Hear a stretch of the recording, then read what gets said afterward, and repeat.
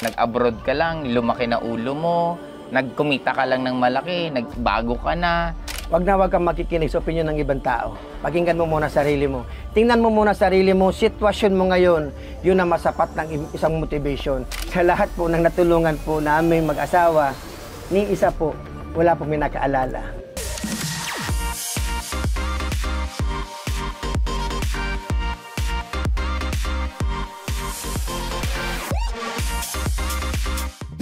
Hi classmate, nandito tayo ngayon sa Coron and syempre, i-interview natin tong isa sa naging kasama po natin and napakaganda kasi ng background niyan. Siguro ikaw na lang magkwento. Anong pangalan mo? My name is Marlon De Vera. Good morning, good afternoon, good evening, saan ka man sulok ng mundo ngayon. My name is Marlon De Vera, isa pa akong 15 years OFW classmate. Then umuwi ng Pilipinas, nag-traditional business, and then walang nangyari, naging sikat na vlogger dito sa Bicol. At same time, ganoon pa rin po. Wala po talaga nangyari. Sa 15 years mo, anong countries? Isang country lang bang pinagtrabahuan mo o nakadami ka rin? Sa 15 years po, marami. Halos buong Asia po, natugtugan ko na para po sa makakaalam. Isa pa akong musician na OFW. So, Asia, tsaka sa Middle East naman, Dubai, Abu Dhabi, and Bahrain. 15 years mo, sabi mo hindi ka na-ipon. Paano nangyari yun? Magkano ba kinikita mo that time nung OFW ka? Ang kinikita namin mag-asawa po kami nasa abroad, 60,000 sa akin, 50,000 sa asawa ko. So all in all, sa isang buwan, 110,000. Free na po yun lahat. Accommodation, pagkain, plane ticket. Sweldo pa lang yun? Sweldo po, neto na po talaga. Bilang performer ka, may mga tips pa? May tips pa. Kasama na yung 110 sa tips, hindi pa? Hindi pa po. Okay. Sige. Tapos, ba't wala kang naipon? Sa 110,000 nyo na kinikita mag-asawa, magkano nasisave nyo or natatabi nyo? Kasi sabi mo, libre naman yung pagkain, libre tirahan, tama ba? Opo. Libre lahat. Opo. Di, buong-buo nyo yung 110 na nasisave? Buong-buo sa pagkakaakala namin. Pero since na everyday, kasi pangalawa kami sa celebrity, kailangan namin bumili ng bagong damit, bumili ng bagong gadgets. So, ibig sabihin, yung kinikita namin, napupunta lang din doon sa liabilities namin. Pangalawa, yung family fund. Napupunta din yung sahod namin, yung dapat, kasi usapan namin mag-asawa is, sahod ko, savings namin, yung sahod niya, padala sa Pilipinas. Pero bakit, ang tanong ko sa sarili ko nung nag-a-abroad pa kami, bakit wala pa rin natitira? Dapat yung savings namin na sahod ko 60,000, dapat ipon na namin yun, pero natatangay pa rin eh. Kaya nga, siguro ikaw sasagot niyan, di ba? Oo. Bakit nga walang natitira? Walang natitira, bakit walang natitira mga classmate? Ito yon. Una kasi, pinapriority kasi natin yung pamilya. Pag sinabing pamilya, lahat ng gusto nila, ibibigay natin. Paano na po, pagdating ng panahon na tayo naman ang mangailangan, mahirap po magkasakit sa ibang bansa. Pangalawa, yung kaibigan mo na, syempre, ayaw mong masira yung samahan nyo, mangungutang, pero yung utang na hingi na, nakakalimutan na. So, isa pa yun sa mga liabilities ko. Kaya, pagdating ng isang buwan, wala pa yung sahod namin, ubos na kaagad. Ibig sabihin, hindi pa dumarating yung sahod namin, pero pinangungutang na namin. Kaya wala po kaming naiipon. Hindi pa dumarating yung sahod nyo? Pinapangutang na namin. Yung mga kaibigan nyo, syempre naman parang ganito yan eh. Gaano karaming kaibigan nyo na parang pwede nyong pautangin sila ng paulit-ulit? Actually, syempre sa amin, katulad kasi namin, nagsimula talaga sa mahirap, iba talaga yung pakiramdam talaga namin na pag mangungutang na, yung magdadrama na, syempre emotional tayo, madadala tayo, sige pare, para sa anak mo. Kaso nga lang, nagiging abusado na. Yung mga nagiging abusado na yun, hindi na namin napagbibigyan. Tapos ngayon, magtatampo. Ngayon, gagawin namin, pare, kumusta ka? Kumusta na anak mo? Papadala ulit kami. Kumbaga sa amin, may kasalanan din kami. Kasi because of yung friendship, yung hindi lang masira kayong dalawa. Yun ang minsan karamihan na naiisip ng ibang OFW. Pag nasa ibang bansa, is talagang full support sa kaibigan, sa pamilya. Bisan nga, sa pabarangay pa eh. Merong nagmamayabang pa kami. Na, ito, bigay mo kay ganito, kay kagawad, kay kapitan, para may alam mo na, pang ayuda, pantulong. Parang yun ang lumalabas sa aming para sa akin lang. Kasi nagawa ko yun eh. Tumutulong din po kami. May tanong lang ako. Nung, syempre dumating kayo sa point na nawalan na rin kayo. Opo. Nung nawalan na kayo ng pera, yung lahat ba ng tinulungan nyo, nahingian nyo malang ng tulong, or tumulong malang ba sa inyo? Yung kinilabutan ako eh. Sa lahat po ng natulungan po namin mag-asawa, ni isa po, wala po may nakaalala. Sad reality po yun. Bakit po? Kasi, paano ka matutulungan nila na samantalang nung panahon, ikaw yung tumutulong sa kanila? Paano ka nila matutulungan? Kahit nga moral, wala eh. Kung ikaw, marami naman manonood kasi dito ng mga kapatid natin na OFW. Kung meron kang pwedeng ibigay bilang isang 15 years na nag-work at kahit paano magandang kita mo kasi nag-110,000 ka, anong pinaka pwede mong lesson na maituro sa kanila, lalo na siguro sa mga ibang bago pa lang na OFW or sa iba naman na matagal na, ano yung pwede mong mabigay na tip sa kanila? Ito lang masasabi ko po sa inyo, sa mga baguhan, sa mga luma na at sa mga talagang nasa middle na ng paghihirap, pero wala pa rin talaga tayong pagbabago sa buhay. Ito lang masasabi ko po sa inyo, dapat mag-goal kayo na at least 2 taon. Sa 2 taon po na yan, dapat meron na po talaga kayong kunting ipon, hindi para ipon na talagang ipon lang. Mag-isip po kayo ng tamang, at least maliit na negosyo na kulang po sa gastusin. Ibig sabihin, yung sumubok kasi isang bagay na hindi mo pa nasusubukan, wag kasi bakit, eto yung nangyari sa akin eh. Dati kinatatakutan ko lang din ito na pumasok sa isang negosyo, kaso nga lang, talagang inaaral ko talaga, turuan din talaga ako. Thank you so much, classmate, dahil isa po ikaw talaga sa naka-inspired po talaga sa akin, sa buong pamilya ko. Kasi ngayon, gumaganda ng buhay naming pamilya eh. Anak ko, asawa ko, gumaganda na po yung buhay po namin ngayon. Nakakapag-travel na ako.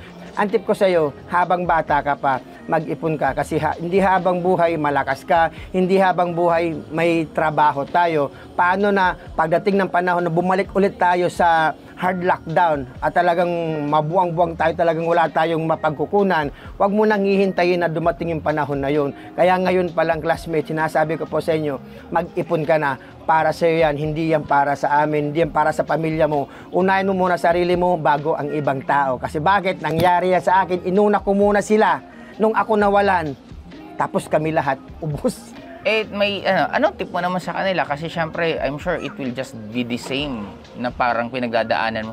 Paano pag lumapit yung pamilya nila, kapitbahay nila, tapos sasabihin ka na nag-abroad ka lang, lumaki na ulo mo, nagkumita ka lang ng malaki, nagbago ka na. Paano nila kasi yun ang normal na kultura ng mga OFW na may mga kakilalang OFW sa atin dito sa Pilipinas eh. Ano yung pinaka pwede mong tip na mabigay sa kanila? Wag kang makikinig sa opinion ng ibang tao. Pakinggan mo muna sarili mo. Tingnan mo muna sarili mo, sitwasyon mo ngayon, yun ang masapat ng isang motivation. I-motivate mo sarili mo. Tingnan mo sarili mo kung talagang masaya ka pa ba sa ginagawa mo, sa trabaho mo ganyan, or gusto mo talagang lumabas na dyan para humanap ng bagong pagkakitaan. Kung yun ang nasa isip mo, well, congratulations dahil ngayon pa lang, mababago na yung buhay mo. Isa lang din naman ang may titip ko pa sa'yo, wag ka muna makikinig sa kanila. Wag mo susundin sa kanila. Emotional sila, emotional ka din. Kukontrahin mo. Kaya ngayon, isa pa, kung maaari, palitan mo yung mga pinapanood mo. Pasensya na ha. Disclaimer lang po. Palitan mo yung mga pinapanood mo. Instead na manonood ka ng mga drama, kichismisan, manood ka ng mga motivation. Marami na ngayon eh. Inspirational thoughts. Magbasa ka. Para yun ang kulang sa atin. Yun ang kulang din sa iyo, classmate. Ano bang ginagawa ng mga OFW pag mga vacant time nila? Pag walang tapos ng trabaho, anong kadalasan ginagawa? Ito, pag break time nila, pagkatapos kumain, pagkatapos maghugas, Facebook yan, nagti-TikTok.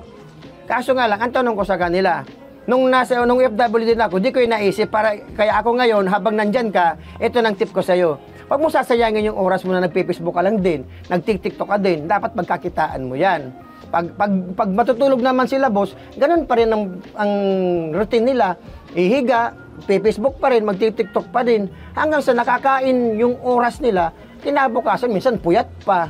Kaya minsan, yung mga OFW, nakakaawa sila, lalo na yung mga taga Middle East, hindi basta-basta nakakalabas. Kung wala talaga silang ibang papaglibangan is cellphone lang po talaga. Paano sila kikita? Through Facebook or through TikTok? Ano yung gagawin nila? Para sabi mo kasi, pagkakitaan na lang yung pag-Facebook, pag-TikTok. Paano nila pagkakakitaan yun? Maraming paraan. Una, gamitin mo Facebook mo. Kung meron man nag-alok sa'yo sa social media, sa online, na hindi mo pa nasusubukan, try mo. Walang mawawala sa'yo. Pero sobrang magandang may babalik. Sobrang kapalit nito.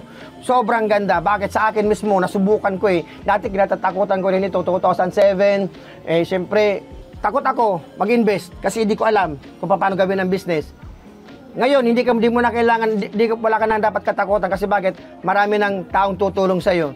Sa Facebook pa lang, matututo ka na eh. Maraming mga motivational videos, maraming business na maabot na lang sa mga bata ngayon. Kay Mohiko na lang, Josh Mohiko. Oh, di ba? Kangkong chips. Sa Kangkong chips. Ngayon, ang yaman niya na. So, siya nag-umpisa sa social media. So, gamitin mo yung social media mo na yan. Kami, katulad sa akin, ngayon po, nung nag-umpisa ako dito, 2 years ago, 2021, ayun, na from zero, ngayon po, maganda na po yung income ko. Income ko pa lang, plus yung income ng asawa ko, at plus yung income ng anak ko. Sa mga hindi po kasi classmate na kasunod, makikita nyo naman sa previous vlogs namin sa 2 years ago, na nakasama ko siya sa vlog ko kasi ako nagpapaturo paano maging vlogger. Habang nagpapaturo ako sa kanya, kasi ako I always believe sa life, napakasimple. Kung ano yung gusto mong mangyari sa'yo, maghanap ka ng tao na nangyari na sa kanila yung gusto mong mangyari sa'yo at tanungin mo at pakinggan mo at sundin mo at gawin mo lahat ng ginagawa nila. Kaya ganun lang kasimple. Kaya sa akin that time, ito yung kilala kong pinakasikat na vlogger sa Legazpi. Kasi kaya nga tawag ito Boy Lada. Kasi ang idol nito, malamang tama ba? Si Boy Lado. Kaya ka naging Boy Lada. Si Boy Lado, siya talaga ang pinaka-overall sa Bicol. Ito naman, Legazpi. Since taga Legazpi ako, kaya doon ako nagpaturo sa kanya. Ending, nagkaturuan kami. Tinuruan ko siya, at tinuruan niya paano mag-vlog. Naturuan ko naman siya paano magnegosyo. Kaya in the long run, sige, doon na tayo. At least may maganda ka na tips sa mga kapatid natin na OFW.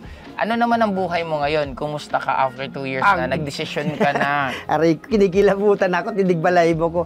Eto, nung sumala ako rito, talagang na-inlove na talaga ako. Wala tong halong kalokohan. Talagang super na-inlove ako. Kasi bakit? Hindi ko pa ito nagagawa sa buhay ko eh. Dating pumupunta ako ng ibang bansa para magtrabaho. Ngayon, hindi na po. Pumupunta ako ng ibang bansa, katulad last 2 weeks ago, pumunta kami ng Singapore. Na pinapangarap ko sa Singapore, sa isang cruise, pinapangarap ko na dating tumugtog. So hindi sa akin binigay yun. So ngayon ang binigay sa akin ni Lord, ni Universe, at sa negosyong to. Sumakay kami ng cruise, hindi para magtrabaho, kundi para maging bakasyon, maging turista. Yun pa lang, sapat na yun sa isa. Actually, hindi ko yun pinapangarap kasi sobrang maraming taong nangangarap na ganun, pero hindi nabigay. Pero sa akin po, nabigay po talaga dito sa business. Ngayon po, 2 taon, taga Pilipinas ako, pero hindi ko ito napuntahan, na Palawan. So ngayon, dahil po sa kanya, nagkaroon po kami ng birthday trip. Thank you so much. Nga pala, birthday month mo pa ngayon. Birthday trip, ito yung surprise na regalo po sa akin. Hindi para pagbakasyon dito, kundi para pag-usapan ulit kung paano pa mas mag-grow yung business natin. And then right now, pamilya ko, asawa ko, anak ko, sobrang ganda na po ng kinikita namin na hindi na po kami bumababa sa 6 figure. Ibig sabihin 6 figure, 100,000 pataas. So, yun lang naman po. And then, syempre, ano pinag-iba ng, nagsi-6 figures ka rin naman sa ibang bansa, di ba? Dati nung, musikero. Anong pinag-iba ng kumikita ng 6 figures sa ibang bansa at kumikita ng 6 figures nandito ko sa Pilipinas? Ito yung pagkakaiba. Sinit-asit ko muna yung pamilya ko. Kasi dati, kung palagi pamilya ang iniisip natin, wala matitira sa atin. Sinit-asit ko muna pamilya ko. Pag sinabing pamilya mo, sino yun? Kasi talagang literal na pamilya. Sina mama ko, mga kapatid ko, magulang ko, at kapatid ko. Sinit-asit ko muna sila. Ngayon, hindi naman talagang total sinit aside. Pag meron naman talaga akong sobra-sobra, naiintindihan naman nila. Mama, papa, kapatid, ito ko muna para sa inyo. So, limitado na po. kaya kami nakakaipon ng asawa ko. And then doon sa FW ka. nung OFW wala po kasi po bakit mayabang kami kasi iniisip talaga namin merong isang buwan na paparating na sahod. Kaya pagdating na sahod, 1 week pa lang slip o pay slip na tawag namin. After pay sa amin, slip dumudulas na talaga sa amin. And then ngayon po, kagandahan dito kasi bakit? Ang negosyo pala talaga, sa umpisa lang mahirap. Sa umpisa lang nakakatakot kasi natatakot ka. Pero kapag in-enjoy mo, naging masaya ka, ito na yung kapalit. Ito, parang sa atin ngayon, nag-i-enjoy na lang tayo dalawa, pero kumikita tayo dalawa habang nag-mentor. Sa mga, siguro pang closing message natin, ano yung pinaka pwedeng message mo ibigay sa lahat ng makakapanood nito from all walks of life na pwedeng OFW, pwedeng hindi, pwedeng bata. Kasi ano yung pinaka nagpatagal ng desisyon mo para gawin yung ganitong klaseng negosyo in spite na kulang pa rin naman yung kinikita mo before. Sabi mo nga, hindi pa dumarating yung sweldo, inuutang na yung sweldohin. Diba? Tapos pagkadating ng sweldo, ubos din sa payables. Ano yung pwedeng tip na ibigay mo sa lahat ng makakapanood nitong video? Takot. Anong takot? Tanggalin mo yung takot mo. Kasi bakit? Hindi ka nga natakot ngayon sa sitwasyon mo ngayon. Sitwasyon mo ngayon, nahihirapan ka. Tatanungin kita, hanggang kailan ka mahihirapan? Ngayon ka lang ba mahihirapan? O habang buhay ka mahihirapan?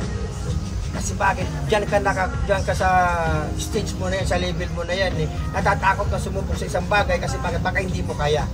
Kung mag-alala, maraming tutulong sa'yo, kaso nga lang, takot ka. Kaya, walang may nangyayari sa'yo. Masahod mo, pero hindi ka natatakot sa sahod mo na pinapadala mo, ubos. E paano kung wala ka ng trabaho bukas? O ano tayo, parang bigla lang kung pamapasagot ako. Ikaw yung sasagot ng mga tanong. Ikaw muna tanong ko ng mga tao. Gusto ko kaya lang wala akong pera. Huwag mong isipin yung wala kang pera kasi bakit pupunta ka pala ng ibang bansa, wala ka ng pera eh. Anong baon mo? Baon mo sarili mo. Hindi ka nga natakot pumunta Ano tayo, maging specific. If ever, ano yung gagawin mo? Ngayon, unang sahod mo, tabi mo muna. Kausapin mo muna yung magulang mo. Eh paano kung wala akong sahod? Example, estudyante ako. Kung ikaw bilang estudyante, ito gawa ka ng paraan. Merong mga part-time dyan. Merong mga, di ba, may nagagawa ng mga taga-dropshipping. Na-dropshipping sila. Sila ang kumikita eh. Ginagamit na yung Facebook. Ang ibig ko sabihin, kung wala kang pampuhunan, gumawa sa social media naman marami naman eh. Marami naman. Kaso nahihiya ka, natatakot ka, nag-iinarte ka kasi. Meron kasing mga ganun. Wala akong alam. Wala kang alam. Kung mag-alala, tuturuan ka namin para dumagdag yung kaalaman. Eh paano kung hindi wala silang access na makilala tayo? Example, mga ibang tao na ibang industriya din ginagalaw pero gusto nilang mag-negosyo. Kung gano'n, huwag mong isipin ibang tao, isipin mo na sarili mo, mag-research ka. Ibig sabihin, pwede naman sa internet. Sa internet, oo. Marami sa internet. Kung ano nakita mong magaganda, bakit si Diyos mo pala na nagturo sa kanya? Gumawa lang talaga ng paraan. Hindi talaga natakot. Kasi ganda ng kwento ni Diyos na si Kangkong Chips. Nagluto lang siya, may nag-order sa kanya. Sa halagang 1.5. Di ba? Ngayon, 7 to 8 figure ang kinikita. Pero tama nga, naalala ko lang yung sabi ni Ramon Ang na pag mag-open up ka ng negosyo, pinaka-least na risk. Ibig sabihin, pinakamaliit na kapital na pwede mong ilabas. Yun ang dapat na pag-inegosyo. Tapos, subok lang ng subok hanggang madali mo or matsambahan yung pwedeng magpapabuto. Oo, kasi bakit, pag sobrang laki ka naman, wala ka pa naman ipupunan, bakit ka mag-umpisa sa malaki? Umpisan mo muna sa maliit, aralin mo, paano lumaki? Mas ang importante, subukan lang. Subok lang talaga ng subok. Kasi bakit, parang sa school, di ba? Magkamali ka ngayon, ang teacher naman, hindi ka naman papayagan ng teacher mo na i-correct agad ako, pasado ka na, hindi. Papaulit din sa'yo hanggang sa may tama mo, hanggang sa maging grade 2 ka, hanggang sa maging grade 2, hanggang sa mag-graduate ka. Okay, well anyway classmate, dito na lang natin ito tapusin. I'm sure na-inspire ka at natuto kayo dito kay Marlon De Vera as Boy Lada. Okay? Sa akin siguro ang last na gusto kong sabihin na lang sa inyo po lahat. Hopefully, sana ma-inspire po kayo kasi sabi ko nga, we are doing this ng mga ganitong vlogs and I'm very very happy kasi dumadami na po ang mga content creator na ganito po yung ginagawa. Our purpose is to help na mas ma-elevate pa po ang thinking ng mga Filipinos na into magnegosyo. Hindi man namin lahat matutulungan kasi hindi naman lahat ng tao ready, hindi lahat ng tao gusto yung ganitong klaseng pamumuhay. Hindi rin po namin sinasabi na pangit po ang pagiging empleyado. Ang pinofocus lang po namin yung mga taong pagod na po sa pagiging empleyado, yung mga taong gusto naman ng maiba naman sa kwentong pagiging empleyado, yun po yung pinofocus namin. Kaya right now, hopefully mas ma-inspire po kayo and huwag po nyong mahiya na mag-comment. Kung may mga tanong po kayo, i-comment nyo lang din po kasi because sa mga tanong nyo, minsan nakaka-create pa po kami ng panibagong content. Kaya right now, enjoy lang namin kasi we still have few hours na mag-stay pa po dito sa resort bago po kami lumipad papuntang Metro Manila. Kaya paano nyo classmates? Sa susunod ulit. Bye-bye! Bye!